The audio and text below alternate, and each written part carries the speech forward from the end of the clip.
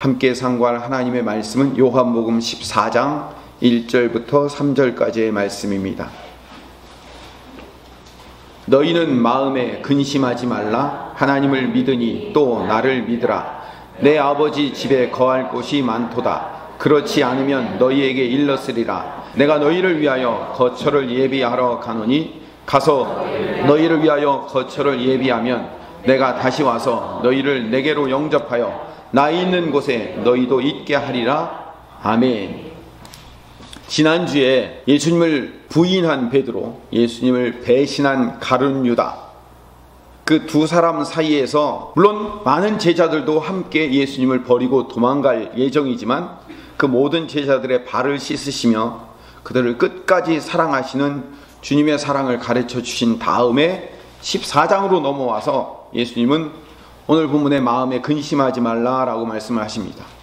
어떠한 상황이 와도 제자들이 결코 이해할 수도 없었고 제자들이 결코 기대하지 않았던 십자가를 지는 상황이 올지라도 너희는 마음에 근심하지 말라라고 제자들을 다독이며 위로하는 말씀이 오늘 본문의 이야기입니다.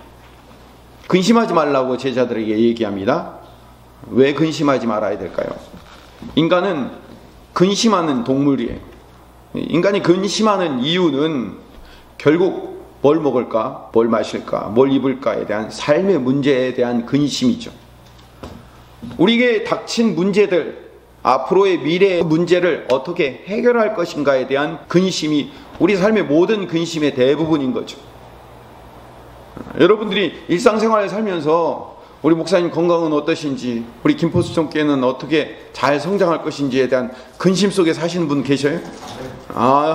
결국 근심은 하나님이 내 인생을 주관하신다는 믿음이 부족해서 나온 게 근심이에요. 인간이 스스로 자기의 인생을 책임질 수밖에 없다는 생각에서 나오는 불신앙의 열매가 근심이며 염려라고요. 나가서 근심의 기원은 죄로부터 출발합니다. 죄라는 게 뭐냐면, 제가 창세기 강의할 때 정말로 수십 번 반복한 내용이지만, 죄는 창조주 하나님을 인정하지 않고 스스로 자신의 인생을 살아보려고 선악과를 따먹은 그 인간의 죄의 결과물이 뭐냐면 근심이고 걱정이에요. 왜 내 인생을 내가 스스로 책임지려고 하다 보니까 이거 어떻게 해야 되지? 근심하게 되는 거죠. 제가 자꾸 헬라어 히브리어를 얘기해서 죄송한데, 헬라어 히브리어 이야기를 해야 이 성경 이야기가 잘 풀릴 수 있기 때문에 그런 겁니다. 근심하다라는 이 헬라어 동사는 타라소라는 단어인데, 이 타라소라는 단어는 근심하다, 염려하다라는 뜻이 있지만 원래 타라소의 뜻은 자극하다, 선동하다라는 뜻이 있어요.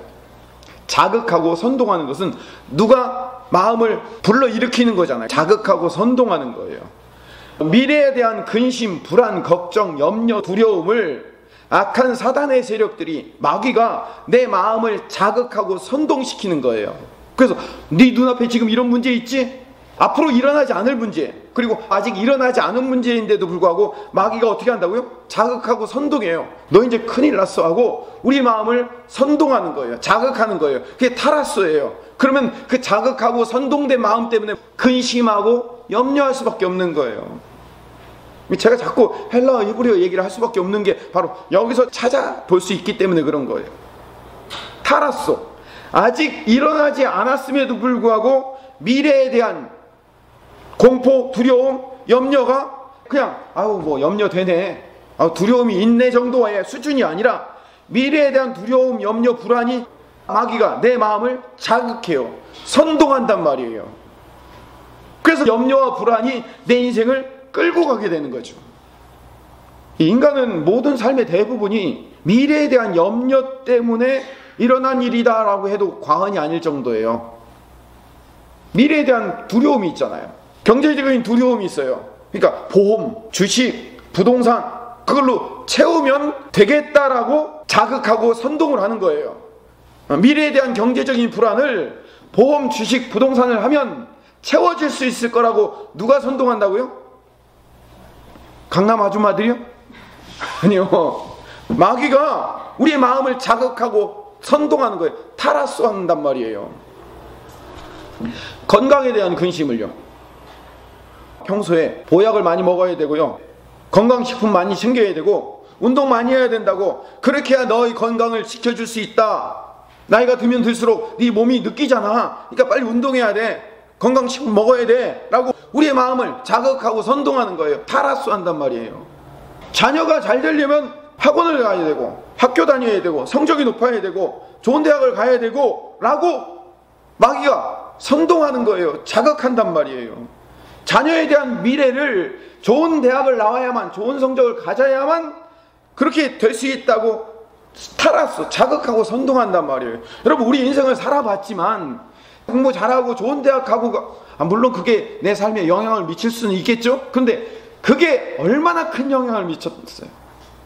우리 주변에 대학 안 나와도, 대학 시원찮은 데 나와도 훨씬 더 잘 된 사람 많이 봤잖아요.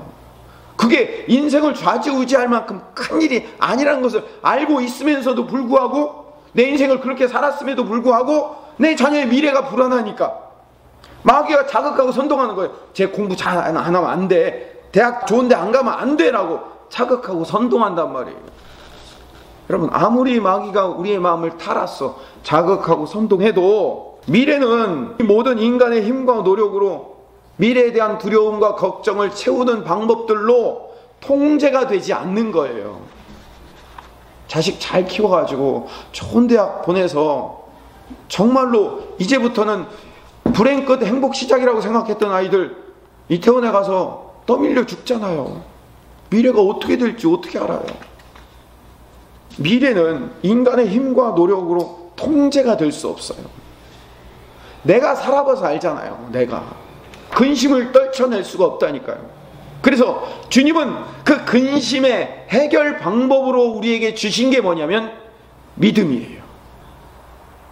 근심을 해결할 수 있는 방법은 믿음으로만 해결할 수 있습니다. 아멘. 근심의 반대는 믿음입니다. 미래의 주관자, 내일의 주관자는 하나님 뿐이셔요.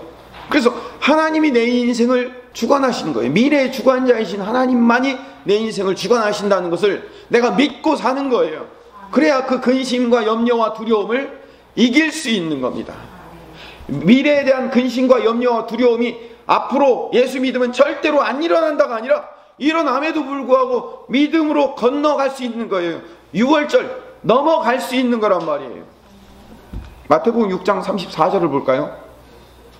제가 마태복음 강의할 때 정말로 여러 번 반복했던 말씀이에요. 그러므로 내일 일을 위하여 염려하지 말라. 내일 일은 내일이 염려할 것이요 한날의 괴로움은 그날로 족하니라. 내일 일을 위해서 염려하지 말라는 거예요. 그러면 내일 일은 누가 염려해야 돼요? 내일이 염려하게 만들으라는 것이에요. 여기서 말하는 내일은 누구냐면 내일의 주인은 누구셔요? 예, 내일의 주인이신 하나님이 우리 인생을 어떻게 이끌실 것인가를 하나님께 맡기고 하나님이 염려하도록, 하나님이 염려하신 분은 아니지만 그러니까 하나님이 염려하시도록 하나님께 맡기고 하나님께 내 인생을 맡기는 것, 그게 믿음이라고. 믿음만이 근심을 통제할 수 있습니다. 아멘. 14절 말씀 앞에 25절부터 33절까지 무슨 말씀이 있는지를 같이 읽어봅시다. 그러므로 내가 너희에게 이르노니 목숨을 위하여 무엇을 먹을까 무엇을 마실까 몸을 위하여 무엇을 입을까 염려하지 말라. 목숨이 음식보다 중하지 아니하며 몸이 의복보다 중하지 아니하냐. 공중의 새를 보라. 심지도 않고 거두지도 않고 창고에 모아들이지도 아니하되 너희 하늘 아버지께서 기르시나니 너희는 이것들보다 귀하지 아니하냐. 너희 중에 누가 염려함으로 그 키를 한 자라도 더할 수 있겠느냐. 또 너희가 어찌 의복을 위하여 염려하느냐. 들의 백합화가 어떻게 자라는가 생각하여 보라.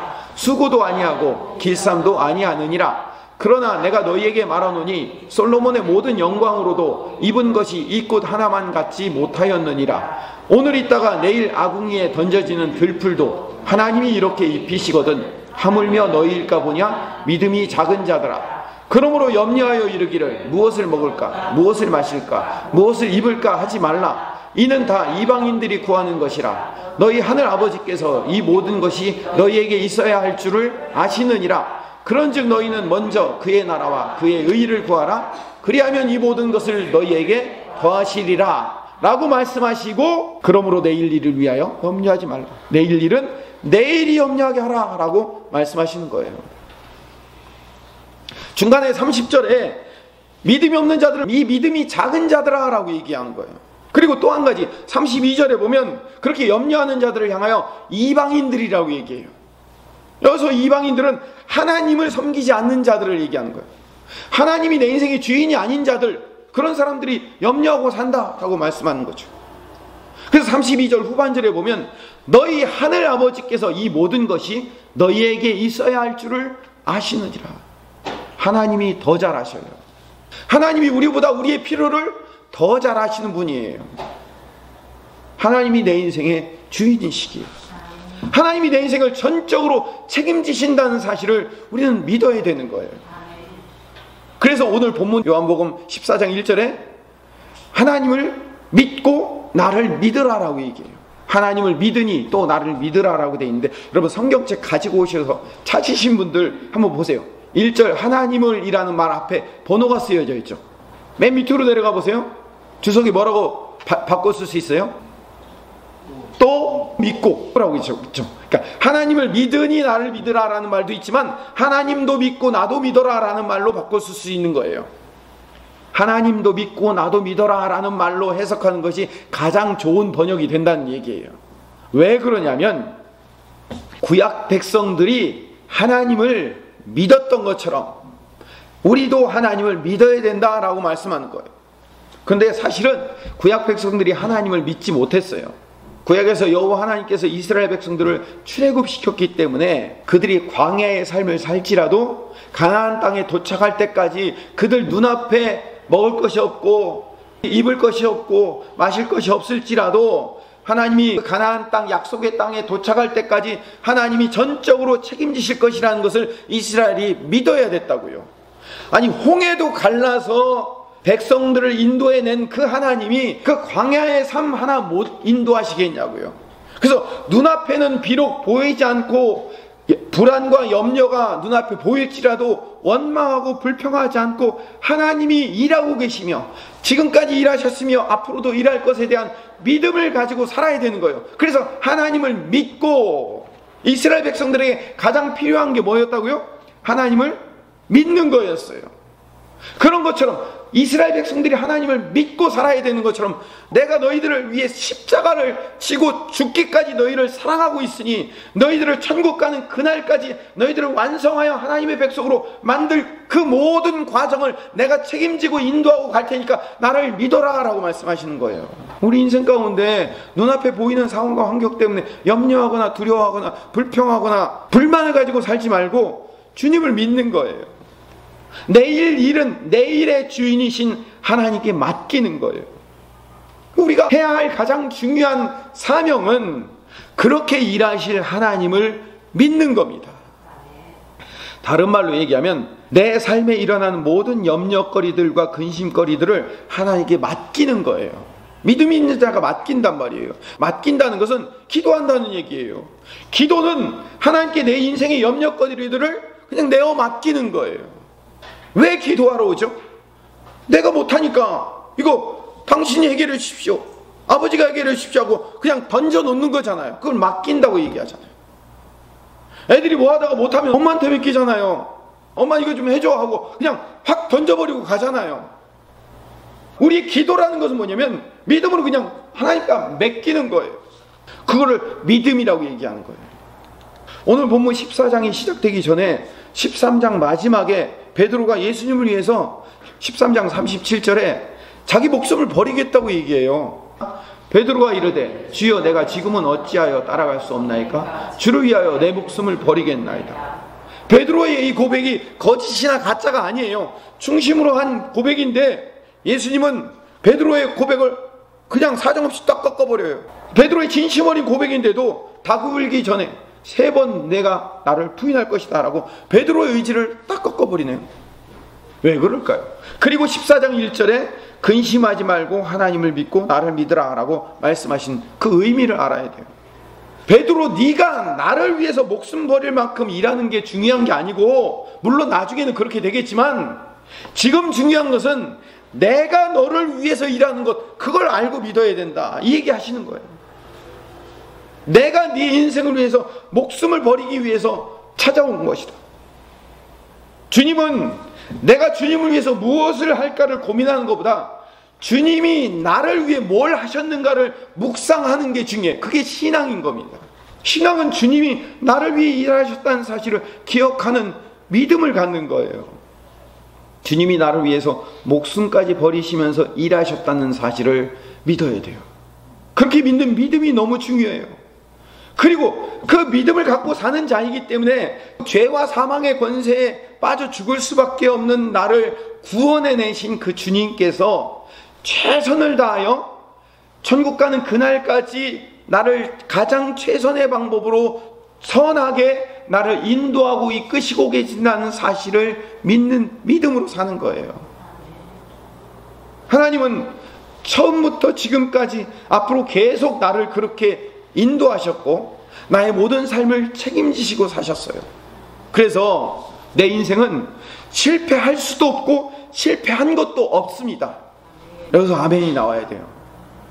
내가 실패했다고 생각하는 사건 하나하나, 내 인생이 실패했다고 생각하는 그 모든 사건들의 하나하나를 모두 주님의 선하심과 인도하심으로 내 삶에 유익이 되도록 그걸 도구로 사용하셨는 거예요. 주님을 의지할 수밖에 없는 방향으로 내가 실패했다고 생각하는 사건들을 사용하셔서 나를 여기 지금까지 인도해 오신 거란 말이에요. 그러니까 내가 실패했다고 생각하는 그 실패가 아닌 거예요. 그 실패의 도구나 재료들이 없었다면 지금의 내가 없었기 때문에 제가 수도 없이 정말 수십 번 반복하고 앞으로도 수십 번 반복할 내용이에요. 내 인생에 실패는 없어요. 내가 실패했다고 느꼈고 후회하는 모든 인생의 사건들을 하나님이 사용하셔서 하나님은 내 자아를 깨트리시며 내가 내 힘으로 내 인생을 이끌 수 없다는 것을 깨닫게 하시고 주님을 믿어야만 주님이 일하실 수밖에 없다는 사실을 배우고 경험하는데 그 모든 재료들을 다 사용하여 나라는 아름다운 모자이크를 하나님이 만들어내고 계시는 건데 그게 어떻게 실패냐고. 선한 하나님의 계획의 일부분이죠. 그래서 내 인생에 실패는 없습니다. 다윗이 골리앗과 싸워 이겼고 이스라엘의 왕이 되었을 때만 하나님이 다윗을 사용한 게 아니에요. 사울 왕에게 10년 동안 쫓겨다닐 때도 하다 못해 이제는 적군인 블레셋에게 투항했을 때에도 밧세바를 범하고 그 남편 우리아를 죽였을 때도 자기 자식 압살롬에게 쫓겨 도망 다닐 때도 하나님은 다윗과 함께 하셨어요.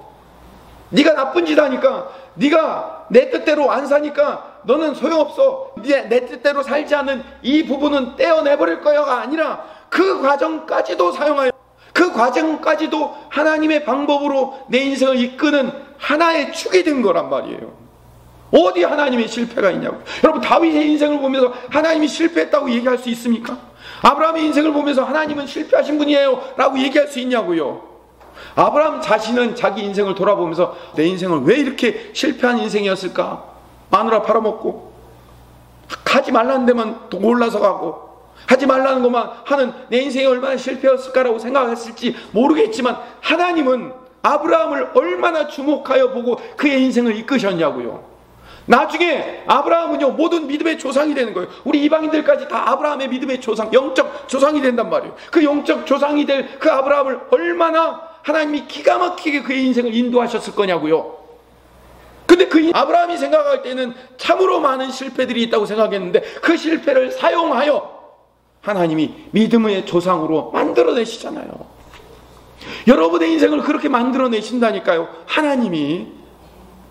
여러분은 실패하지 않아요. 하나님이 실패할 수 없기 때문에 여러분도 실패할 수 없어요. 바울은 주님의 오늘 이 말씀을 빌립보서 4장 6절 7절에 이렇게 해석하고 있습니다. 여러분 아마 잘 아시는 말씀일 거예요. 빌립보서 4장 6절 7절 말씀 같이 읽어봅시다. 아무것도 염려하지 말고 다만 모든 일에 기도와 간구로 너희 구할 것을 감사함으로 하나님께 아뢰라. 그리하면 모든 지각에 뛰어나신 하나님의 평강이 그리스도 예수 안에서 너희 마음과 생각을 지키시리라. 아무것도 염려하지 말라고 권면해요. 6절에 우리가 해야 할 일은 모든 일에, 우리 인생의 모든 일에 염려해야 될 모든 상황과 환경에 대해서 기도와 간구로 주님 앞에 아뢰라는 거예요. 아까 얘기했죠. 기도와 간구로 주님 앞에 아뢰는 거 뭐예요? 주님께 맡기는 거잖아요. 믿음으로 맡기는 거예요. 그리고 7절에 그리하면 모든 지각에 뛰어나신 하나님의 평강이 그리스도 예수 안에서 우리의 마음과 생각을 지켜주신답니다. 문제가 내 방식으로 해결되든 내 방식으로 해결되지 않든 하나님께서 내 삶을 그리스도 예수 안에서 인도하시고 이끄시고 책임질 것이라는 믿음을 주셔서 내 마음과 생각이 염려와 근심과 불평과 원망과 두려움으로 치닫지 않도록 내 마음과 생각을 지켜주시고 막아주실 거라는 거예요. 그게 주님이 우리를 지키시고 인도하시고 책임지시는 주님의 작업인 거예요. 그리고 2절 3절로 넘어갑시다. 우리가 근심하지 않아야 하는 또 다른 이유를 설명하는데 내 아버지의 집에 거할 곳이 많대요. 주님이 우리가 거할 곳을 예비하러 가기 때문에 우리는 염려할 필요가 없는 거예요. 가서 주님이 우리가 거처할 곳을 예비하고 나면 주님이 다시 와서 주님 계신 곳으로 우리를 데리고 가셔서 주님이 예비하신 그 거처에서 영원토록 함께 우리와 동행하며 살기로 약속하시고 그것을 지키러 가시니까 근심하지 마, 염려하지 마 라고 말씀하시는 거죠. 주님은 아버지 집에 가신다고 얘기하고 있어요. 아버지 집에. 여기서 말한 집이라는 단어는요, 오이키아라는 단어예요. 오이코스라는 말에서 나왔어요. 집. 이 집이라는 말은 하우스라는 말이 아니라 홈이라는 뜻이에요. 가정이라는 뜻이에요. 예수 믿는 사람이 2000년 전 예수님이 죽으시고 부활하시고 승천하신 이후부터 지금까지 예수 믿는 사람이 얼마나 많을까요? 몇 억? 몇십억? 몇백 될 수도 있겠죠. 그 많은 사람들이 다 살려면 땅이 몇 평 정도 돼야 될까요? 그 넓은 땅을 다 준비해서 그 땅에 그 맨션을 준비하시는 거예요. 맨션. 이 하나님의 집은 가족이라는 뜻이에요. 가족. 집 안에 거처를 예비하러 가신다고 말씀하셨어요. 잘 봅시다. 3절을 다시 봅시다. 가서 너희를 위하여 거처를 예비하면, 이 거처라는 말은 헬라어로 토포스라는 단어인데 이 토포스라는 단어는 방이라는 뜻이에요. 방. 그러니까 거처, 하나님의 오이키아, 집을 만들고 그 집 안에 방을 만들러 가시겠다라고 말씀하시는 거예요. 우리가 생각하는 하나님의 나라는 거처라는 토포스라는 말을 라틴어로 어떻게 번역을 해놨냐면 만시오네스라고 번역을 해놨어요. 만시오네스가 영어로 얘기하면 맨션이에요. 우리 1970년대 80년대 사시는 분들은 맨션이 뭔지를 아실 거예요. 옛날 부흥회 때 부흥 강사님들이 주로 말씀하신 이야기가 뭐냐면 천국에 가면 우리를 위해 준비한 맨션이 있다는 거예요. 그 맨션을 준비하러 주님이 가셨다라고 생각할 수밖에 없도록 라틴어로 만시오네스라고 번역을 해놨는데, 사실 헬라어 원어에 보면 이 토포스라는 말은 방이라는 뜻이에요. 영어로 얘기하면 룸이에요. 룸. 방을 만든 거예요. 하나님의 집, 오이코스, 하나님의 집 안에 각각 살 방을 준비하러 가신다라고 해석하는 것이 원문의 가장 적절한 해석이에요. 큰 공간을 마련하고 어마어마한 대지를 마련하고 각각 자기들이 살 수 있는 맨션을 크게 만들어주고 하나님 앞에 충성한 사람들은 100평, 200평짜리 만들어주고 어마어마하게 넓은 땅을 만들어서 거기다가 집 짓고 살 수 있도록 만들어주는 게 아니고 겨우 방 만들어 가시는 겁니까? 라고 얘기할지 모르겠지만 이 의미를 잘 생각해 봐야 됩니다. 솔로몬 성전에는 방이 많았어요. 그 방마다 창고도 사용하고 하나님의 기물들도 거기에다 넣어놓고 제사장과 레위인들이 거기서 쉬기도 하고 옷을 걸어놓는 곳도 있고 여러 가지 각종 쓰임새에 따라서 성전 안에 방들이 굉장히 많았어요. 각각 목적에 사용할 방들이요. 하나님의 집은 성전을 의미하는 겁니다. 하나님이 새로운 성전을 만드시고 그 성전에 거할 각각의 방들을 준비하러 가실 것이니 염려하지 말라라고 말씀하시는 거예요. 시편 23편 6절을 봅시다. 내 평생의 선하심과 인자하심이 반드시 나를 따르리니 내가 여호와의 집에 영원히 살리로다. 여기서 말하는 여호와의 집이 어디예요? 성전을 얘기하는 겁니다. 내 평생의 선하심과 인자하심이 반드시 다윗 자신을 따라갈 것이기 때문에 다윗, 내가 여호와의 집에 성전에 영원히 살고 싶은 거예요. 솔로몬이 성전을 질 것을 다 알고 있었기 때문에 솔로몬이 준비한 게 아니라 사실상 성전의 모든 재료를 다 누가 준비했어요? 다윗이 준비했잖아요. 다윗이 그 성전을 준비한 이유가 뭐냐면 다윗의 가장 큰 소망은 성전에서 방 하나 마련해 놓고 거기서 영원히 사는 것이 다윗의 꿈이었다는 거예요. 하나만 더 봅시다. 시편 27편 4절 같이 읽읍시다. 내가 여호와께 바라는 한 가지 일 그것을 구하리니 곧 내가 내 평생에 여호와의 집에 살면서 여호와의 아름다움을 바라보며 그의 성전에서 사모하는 그것이라. 내가 여호와께 바라는 한 가지 일, 이거 뭐냐면 내가 여호와께 많은 것을 바라고 있는데 그 중에 한 가지가 바라고 이야기하는 게 아니라 내가 바라는 유일한 한 가지 일을 의미하는 거예요. 다윗이 그토록 소망하는 유일한 한 가지는 내가 내 평생에 여호와의 집에 살면서, 이 여호와의 집이 어디라고요? 성전인지를 어떻게 판별할 수 있습니까? 그 뒤를 보면 알 수 있어요. 다윗은 왕이잖아요. 다윗은 왕이었기 때문에 왕궁이 있었어요. 왕궁에 방이 얼마나 많았을까요? 왕인데 수십 개 되겠죠. 그 수십 개 되는 방 자기가 마음대로 사용할 수 있을 텐데 왕궁 안에 있는 그 많은 방들은 아무 소용없고 나는 성전에 방 하나 마련해 놓고 거기에서 주님과 함께 동행하며 사는 것이 내 인생의 가장 큰 소망이며 내가 바라는 유일한 한 가지입니다 라고 고백하는 거죠. 그래서 제가 지금 얘기하는 거예요. 성경에서 말하는 집, 터포스는 맨션이 아니에요. 방이에요. 룸이란 말이에요. 성전에 딸린 방 하나 어디서 거기서 살고 싶다는 거예요. 왜 큰 맨션을 달라고 안 하고 왜 방을 달라고 했을까요? 맨션이 중요한 게 아니라 하나님과 친밀한 교제가 있는 그곳에서 방 하나 얻어서 살고 싶은 거예요. 하나님과의 교제가 중요한 거죠. 방에서 살 수 있는 사람은 누구예요? 가족이죠. 가족만 그 방에서 살 수 있는 거예요. 사매, 오늘 내가 잘 데가 없는데 네 방 좀 빌려줄래? 그건 안 되겠지. 한 사흘만 있자. 여러분, 방이라는 것은요, 나와 한 식구가 아닌 이상은 내어주기가 어려운 곳이 방이에요. 억지로 사무엘이 내줄지는 모르겠지만 한 방에서 같이 살고 한 집에서 방을 내어줘 같이 산다는 것은 식구 아니면 안 되는 거란 말이에요. 제가 옛날에 제대하고 바로 입주 과외를 시작했어요. 사업을 크게 하시는 장로님 집에서 아들 둘이 있는데 공부를 봐주면 되는 거예요. 일하는 아줌마 계셔가지고 뭐 밥이든 간식이든 달라는 대로 마음껏 먹을 수 있고, 그 당시 그 맨션 평수가 60평이었어요. 부모님들 다 나가고 나면 애들 둘하고 축구를 해도 돼요.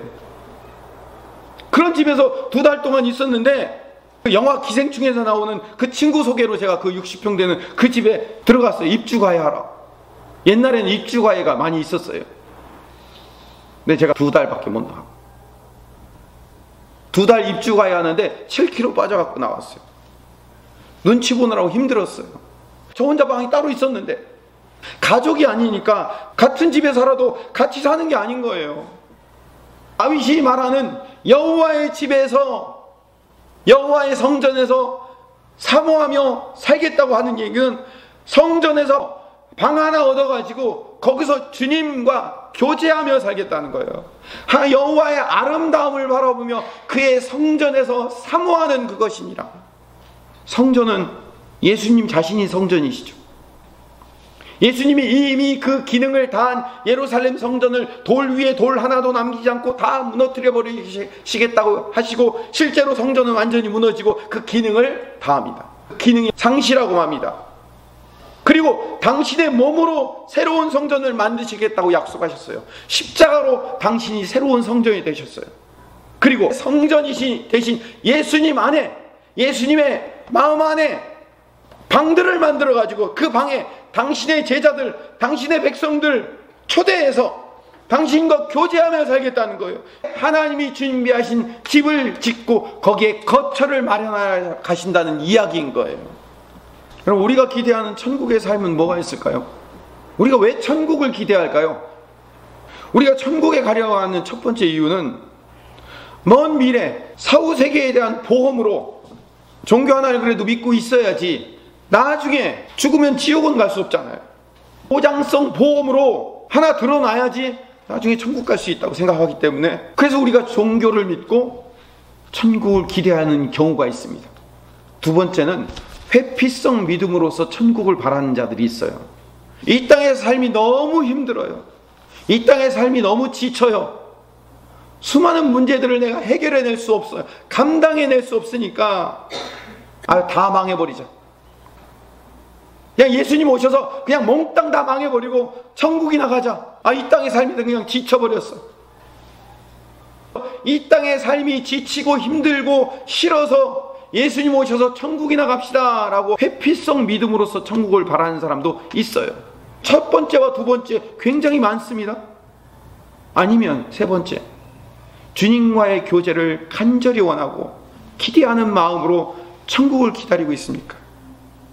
주님을 정말로 사모하는, 여호와의 아름다움을 바라보며 그의 성전에서 사모하는 그 마음을 갖기 위해서, 주님과 동행하는 마음을 갖고 주님을 만나기 위한 사모하는 마음을 갖고 천국을 기다리냐 이거죠.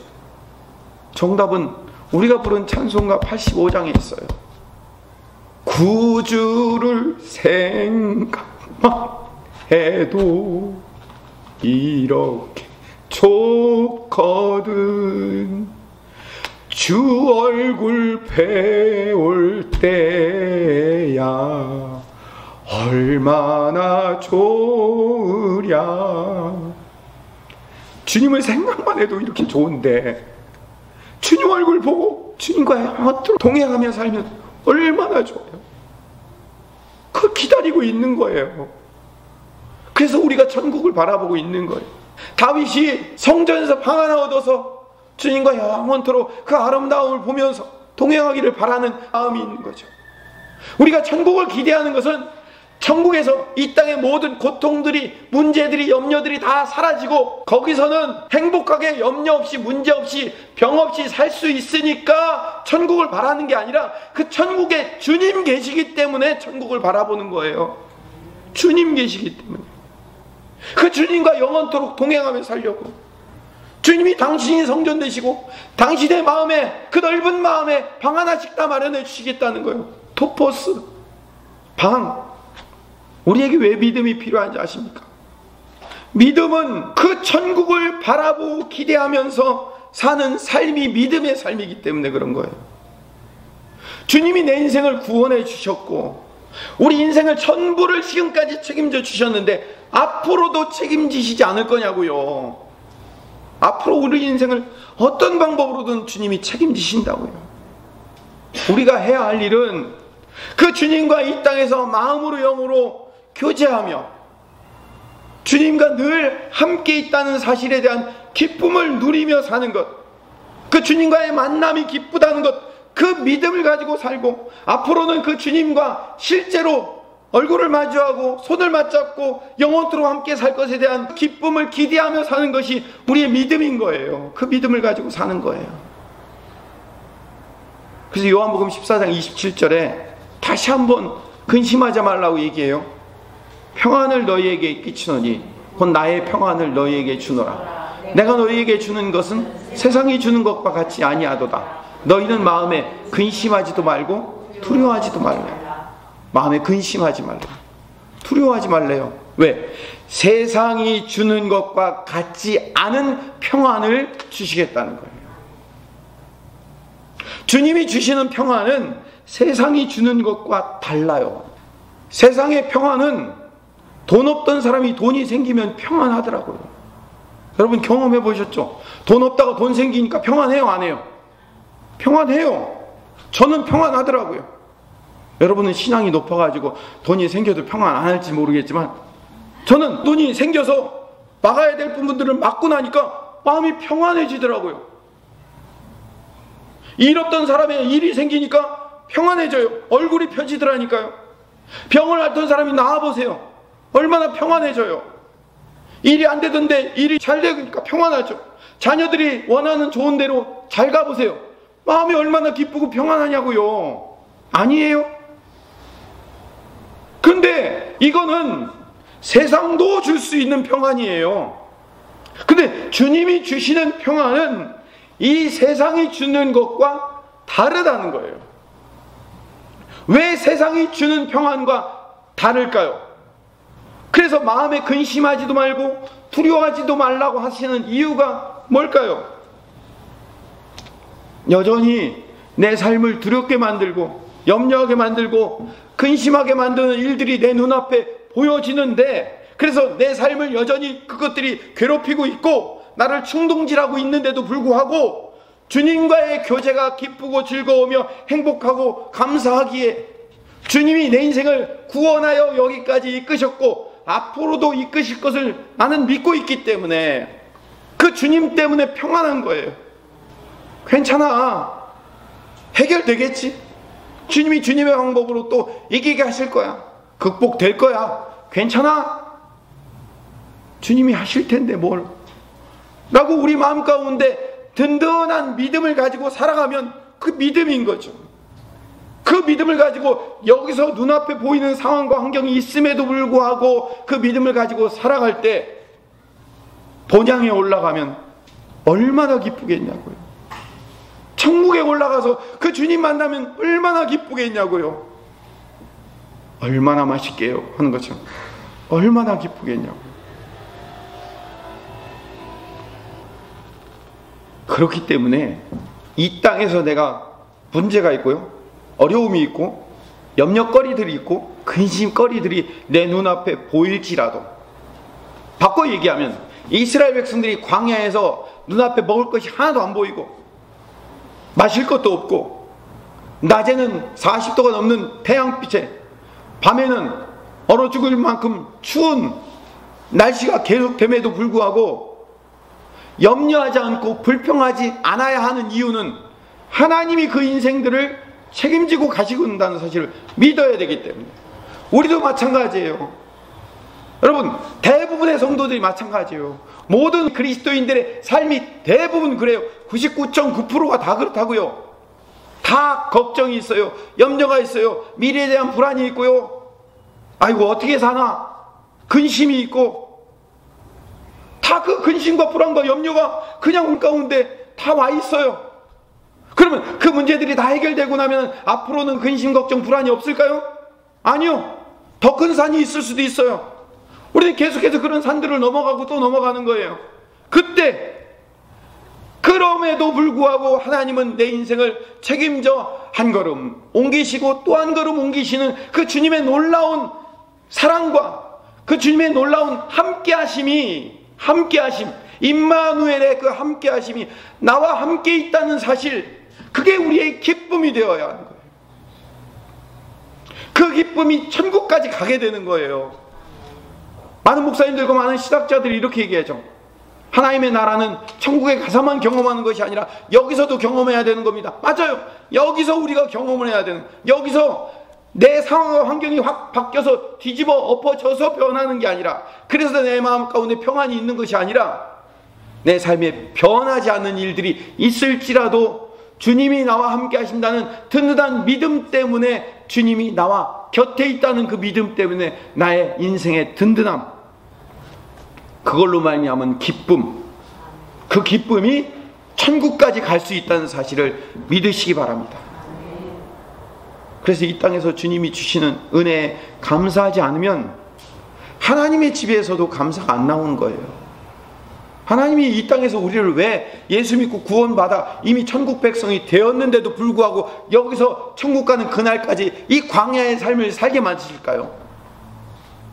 눈앞에 보이지 않는 것을 왜 믿고 살아가게 만드실까요? 내 눈앞에 보이는 것은 다 어려운 상황과 환경뿐이에요. 이스라엘 백성들이 광야 사는 거와 똑같다니까요. 근데 어느 날 갑자기 반석에서 물이 터져요. 구름 기둥과 불 기둥이 나를 늘 인도하고, 내가 몰랐던 것 뿐이지 내 인생을 구름 기둥과 불 기둥으로 지금 늘 인도하고 계시다니까요. 여러분들이 삐지고 창피해서 안 나오고 속상해서 신앙생활을 안 하고 있을 때조차도 하나님은 여러분과 함께 동행하고 계셨다는 것을 나중에 깨달을 거예요.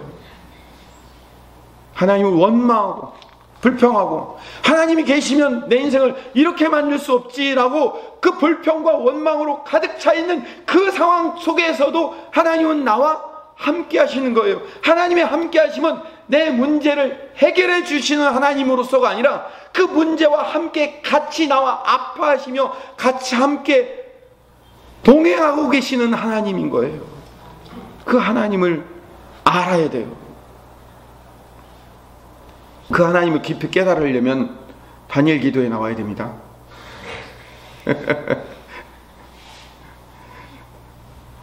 농담 반 진담 반이 들어가 있습니다.